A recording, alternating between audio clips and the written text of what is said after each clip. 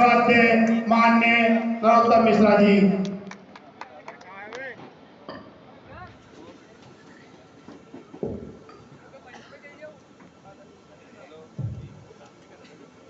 आपके लोकप्रिय प्रत्याशी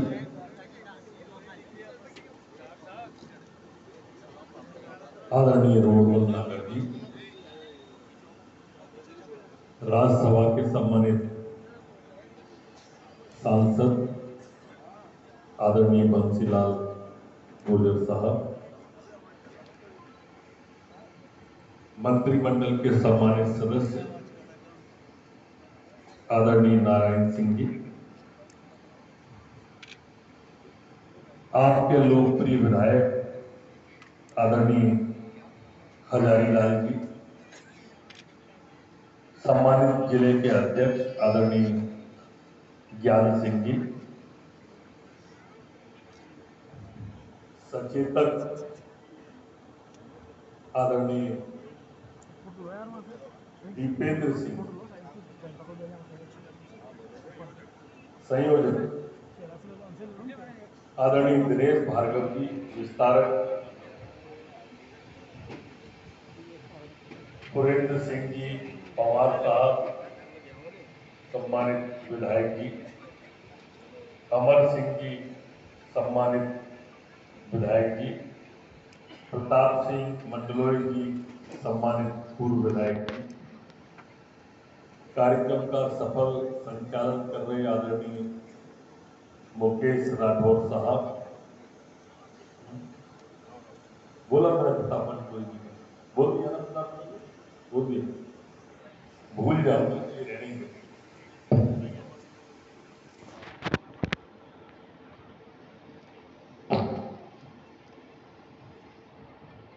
बहुत सारी बातें विकास की आपके सामने आ गई।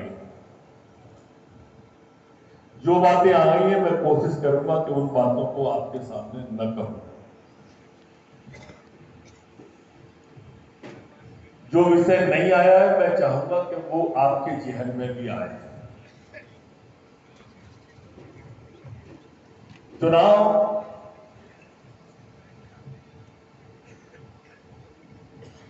ये दिग्विजय सिंह जी और रोडमल जी के बीच में तो आपको दिख ही रहा है, पर जो अदृश्य चुनाव है मैं उसकी तरफ आपको ले जाना चाहता हूं। इसलिए कुछ सवाल भी करूंगा, उसका जवाब आपको देना है। ये चुनाव दो विचारों के बीच में हो रहा है और खासकर आपकी विधानसभा में तो और ज्यादा ध्यान आप कार्यकर्ताओं को देना है, क्योंकि आप सब जानते हो कि सनातन से नफरत करने वाला व्यक्ति कौन है। आप नाम लेके बताओ। बस यही मूल चीज है इस चुनाव में। आपकी अस्मिता पर चोट करने वाला अगर कोई काम करता है तो वो दिग्विजय सिंह। जाकिर नाइक को शांति दूत कहने वाला आदमी कौन है बताओ। पाकिस्तान जिंदाबाद के नारे उज्जैन में लगे, लेकिन काजी साहब जिंदाबाद के नारे जिसको सुनाई दिए उसका नाम क्या है बताओ। भगवान राम को काल्पनिक बनाने वाले व्यक्ति का नाम बताओ। रामलला की मूर्ति में खोट बताने वाले व्यक्ति का नाम बताओ। भगवा को आतंकवाद बताने वाले व्यक्ति का नाम बताओ। हिंदुत्व को धर्म ही नहीं मानने वाले व्यक्ति का नाम बताओ। मैं आपका ध्यान धीरे धीरे उस तरफ ले जा रहा हूं कि ये व्यक्ति कितना घातक है सनातन के लिए। मेरे दोस्तों, जब जब सनातन पर चोट होती है ना, जब जब सनातन पर चोट होती है और जहां जहां हुई है वहां वहां संपत्ति लूट ली जाती है, मकान जला दिए जाते हैं। ये उन्हीं के पैरोकार है। पर इसका उदाहरण हमारे यहां पर सबसे बड़ा उदाहरण कश्मीर है।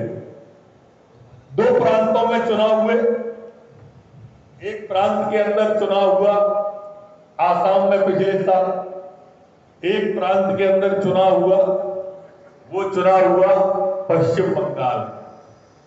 आसाम के अंदर जब चुनाव हुआ तो वहां से घुसपैठिए भगे क्योंकि वहां भाजपा जीती, और पश्चिम बंगाल में भाजपा हारी तो हम लोगों ने पलायन किया, हमारे लोग भगे। ऐसा ही है कि नहीं है? ये विचार करना आप ध्यान से इस बात का। आज दिग्विजय सिंह जी कह रहे हैं कि मेरा आखिरी चुनाव है। अब इनके आखिरी चुनाव के लिए हम अपनी आने वाली पीढ़ी को दांव पे लगा देंगे, ये क्या? क्योंकि जब ये कुछ करने लायक थे तब इनने कुछ किया नहीं, और अब तो ये करने लायक बनने वाले नहीं है, विपक्ष के बनेंगे अगर बनेंगे। ऐसा ही है, अब तो ये कुछ कर ही नहीं सकते। ऐसा चुनाव कार्यकर्ता बंधुओं आपने नहीं देखा होगा। जैसे कोरोना और कोरोना का लॉकडाउन आप लोग अपनी जिंदगी में कभी नहीं देखोगे दोबारा, वैसे ही ऐसा चुनाव नहीं देखोगे आप कार्यकर्ता हो। आपके पास में आपका वैश्विक नेतृत्व है प्रधानमंत्री के रूप में नरेंद्र भाई मोदी, है कि नहीं है? अच्छा, दूसरी तरफ कौन है प्रधानमंत्री का दावेदार, बताओ? ऐसा चुनाव ही नहीं देखा होगा। एक बात, जितने राजनीतिक दल चुनाव लड़ रहे हैं भाजपा को छोड़ के, आप में से कोई बता सकता है बहुमत कितनी सीटों पर चाहिए? 273। कौन सी पार्टी लड़ रही है भाजपा को छोड़ के 273 पे? कोई भी। मतलब सरकार बनाने को कोई दल लड़ ही नहीं रहा है, ये खिचड़ी बनाने को लड़ रहे हैं, मिक्स वेज बनाने को लड़ रहे हैं, मोदी को हराने को लड़ रहे हैं। ऐसा ही है कि नहीं है? कांग्रेस लड़ रही है 230 पे, सपा लड़ रही है 37 पे, बसपा लड़ रही है 37 पे, लालू यादव लड़ रहे हैं 20 पे, ममता बनर्जी लड़ रही है 42 पर। 42 से ऊपर कोई नहीं लड़ रहा, सब 42 के नीचे ही लड़ रहे हैं जितने सब। ऐसा चुनाव भी आपने नहीं देखा होगा जो जीतने के लिए लड़ाई नहीं जा रहा, जो सरकार बनाने को लड़ाई नहीं जा रहा, जो हराने के लिए लड़ा जा रहा है, उसमें से ही एक दिग्विजय सिंह जी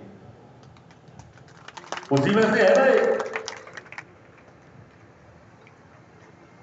मेरे कार्यकर्ता बंधुओं, पिछले 10 सालों का तुलना और पुरानी सरकारों की तुलना आप करोगे तो आपको लगेगा कि 10 साल में मोदी जी ने कितना बड़ा परिवर्तन ला दिया।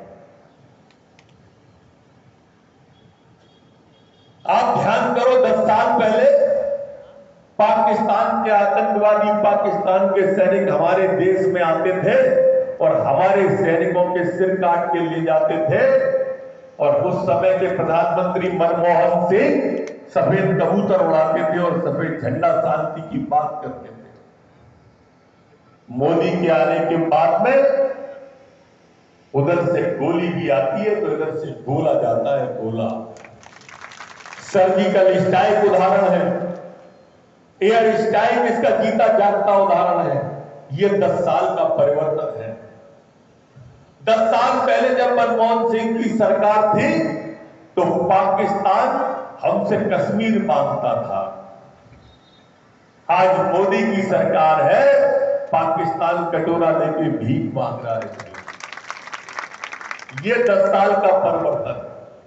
10 साल पहले कश्मीर में लाल चौक पे हम तिरंगा नहीं फहरा पाते थे, आज कश्मीर की तो चली क्या है, मोदी जी ने चांद पर तिरंगा फहरा दिया, चांद।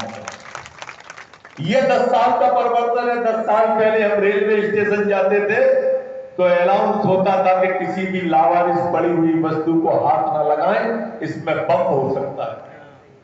इन 10 साल में आपने रेलवे में ये अनाउंसमेंट नहीं सुना होगा। ये परिवर्तन होता है। मित्रों, ये तुष्टीकरण की बात अभी बंसीलाल जी बता रहे थे कि तुष्टीकरण की राजनीति करने वाले का नाम दिग्विजय सिंह। इनके नेता राहुल गांधी जी ये तुष्टीकरण की राजनीति करते हैं।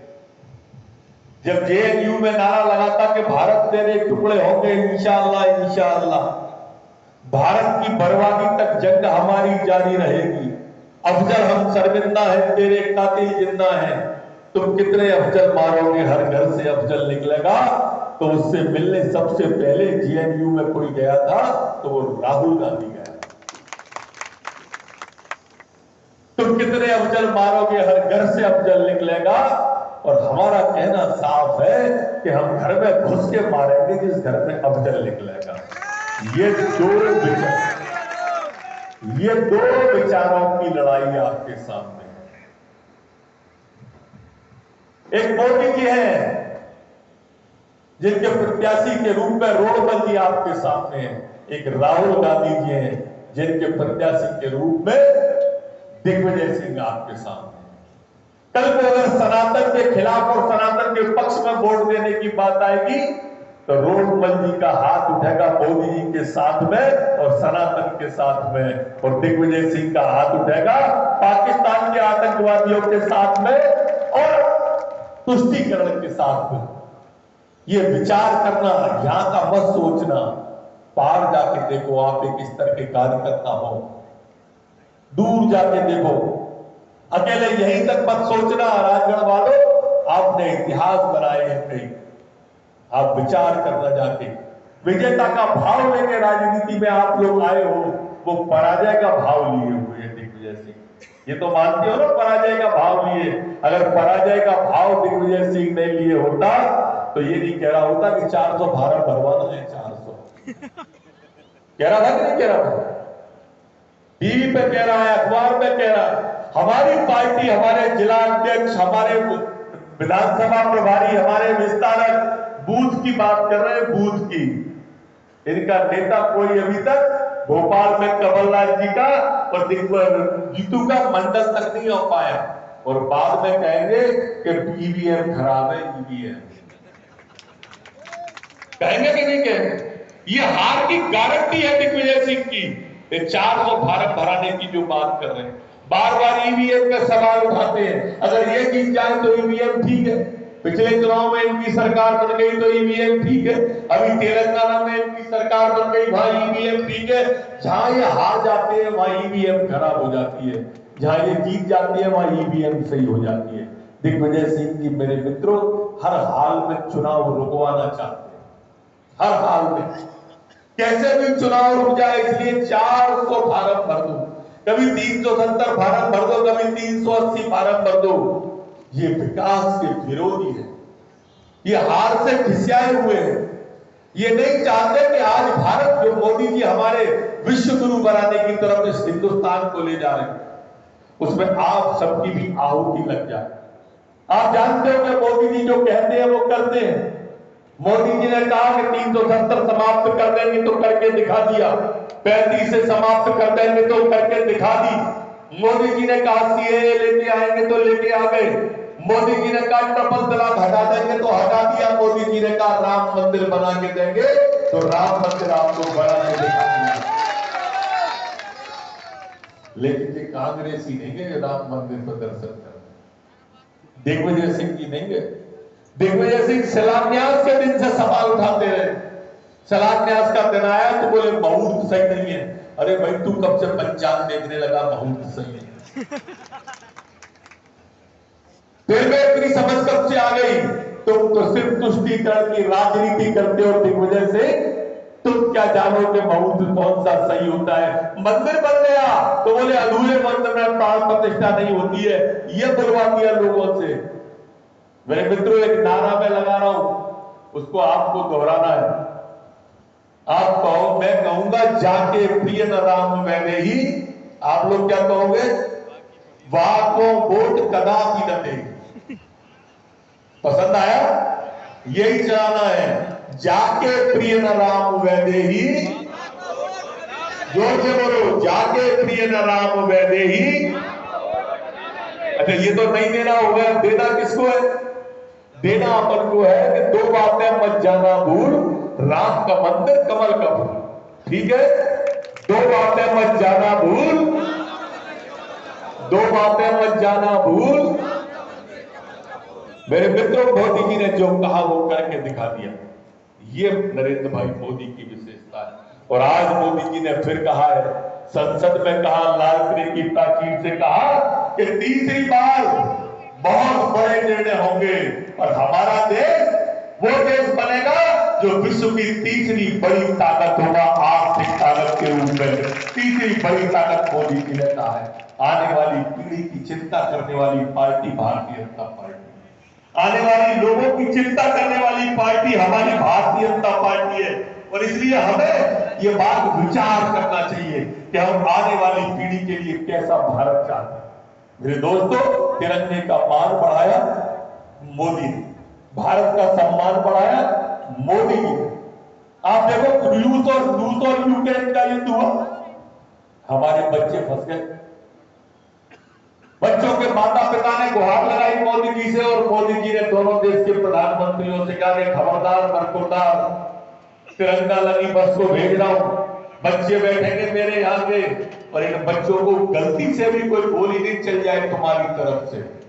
और आपने देखा दोनों देश की सेनाओं की सीना चीरती हुई हमारी बसें बढ़ती चली आई। एक बच्चे को भी ऐसा नहीं लगा कि कोई दिक्कत आ रही है। ये भाव आज आप सबके मन में होना चाहिए। आप जनता के बीच में जा रहे हैं, जब जनता के बीच में जाओ तो विनम्रता का भाव होना चाहिए, और जब कांग्रेसी सामने पड़ जाए तो विजेता का भाव होना चाहिए। वो आपको देखते ही डिमोरलाइज हो जाएगी। ध्यान रखना, सरकार आपकी है, आपकी थी और आपकी आने वाली है। इनमें कोई शंका तो नहीं है ना आपके मन में? कोई 100% विश्वास है ना? यहां भी आपकी और वहां भी आपकी। और ये ऐसे पे विधानसभा में तो ये बोल रहे थे कि हमारी सरकार आने वाली है, तो हम तो बोल ही नहीं पा रहे थे कांग्रेसी कि हमारी सरकार आने वाली है। तो जनता के बीच विनम्रता का और कांग्रेसी के सामने विजेता का भाव। मेरे कार्यकर्ता बंधु, एक मंदिर का निर्माण मोदी जी कर रहे हैं, ऐसे भव्य मंदिर का निर्माण कर रहे हैं। ये तीसरी बार की सरकार जिसमें हम भारत हमारा विश्व की सबसे बड़ी शक्ति बनेगा, भारत विश्व गुरु बनने की तरफ बढ़ेगा। ऐसे मंदिर के निर्माण में हम सबको आहुतियां देना है। एक किस्सा है, आप सबने सुना होगा, मैं दोबारा सुनाता हूं। कुछ कार्यकर्ता बंधुओं को लिए ये किस्सा है, इसलिए आप ध्यान से सुनना। कुछ कार्यकर्ताओं को है, सबको नहीं। एक जगह एक मंदिर का निर्माण चल रहा, पत्थर तरह से जा रहे थे। यही मई जून का महीना था, ऊपर से सूरज आग उबल रहा था, नीचे धरती तप रही थी। एक संत महात्मा वहां से निकले पत्थर तराशते हुए। मजदूर से उन्होंने पूछा क्या कर रहे हैं? तो मजदूर ने कहा कि देखते नहीं है महाराज, ऊपर से सूरज आग उबल रहा है, नीचे धरती तप रही है। मेरे भाग्य में पत्थर लिखे थे तो पत्थर तोड़ रहा हूं, आपको दिखाई नहीं दे रहा। महाराज थोड़ा आगे चले गए, और आगे चले गए तो उन्होंने दूसरे मजदूर से यही सेम सवाल किया, क्या कर रहे हैं? दूसरे मजदूर ने जवाब दिया कि महाराज पेट पाल रहा हूं, मजदूरी कर रहा हूं, शाम को जो पैसा मिलेगा उससे अपने बच्चों का पेट पालूंगा। महाराज तीसरी जगह गए, तीसरे मजदूर से पूछा वही सेम सवाल, क्या कर रहे हो? तो तीसरे मजदूर ने कहा कि महाराज देख नहीं रहे, सामने भगवान का भव्य मंदिर बन रहा है, और मेरे को ये सौभाग्य मिला है कि इस मंदिर के निर्माण में मेरा पसीना लग रहा है। जिस दिन ये मंदिर बन जाएगा और उसकी ड्योढ़ी पे, देहरी पे मैं अपना माथा रखूंगा तो मेरा जीवन धन्य हो जाएगा। और मेरे बच्चे जब बताएंगे कि इस मंदिर का निर्माण मेरे बाप ने किया है, तो मेरी आने वाली पीढ़ी भी धन्य हो जाएगी। कार्यकर्ता बंधु तीनों एक ही काम कर रहे थे। एक के भाग्य में पत्थर लिखे थे, एक के मजदूरी करके पेट पाल रहा था, और एक इस को करके अपने जीवन को धन्य मान रहा।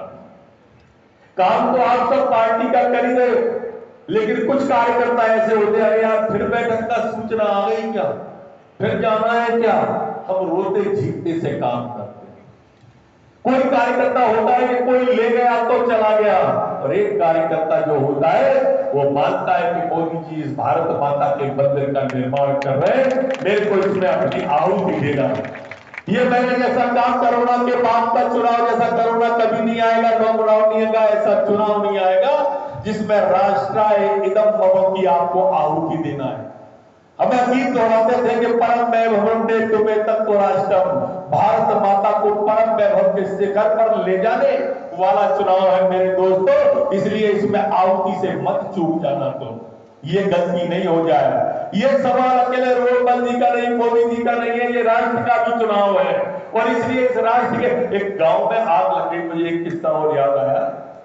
गांव में पुराने टाइम में एक बार आग लगी, आग लग गई तो लोग गांव में जाते थे नदी पे और नदी से पानी भर के लाते थे, आग को बुझाते थे, जाते थे, लाते थे।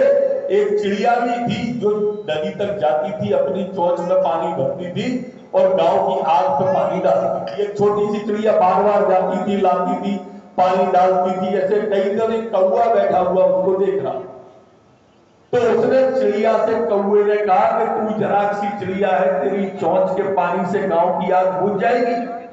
तो चिड़िया ने कहा कि कौवा भैया, मैं भी जानती हूं कि मेरी चोंच की पानी से आग गांव की नहीं बुझेगी, लेकिन इतना मैं जानती हूं कि जिस दिन इस गांव की आग का इतिहास लिखा जाएगा, मेरा नाम आग लगाने वालों में नहीं, आग बुझाने वालों में लिखा जाएगा।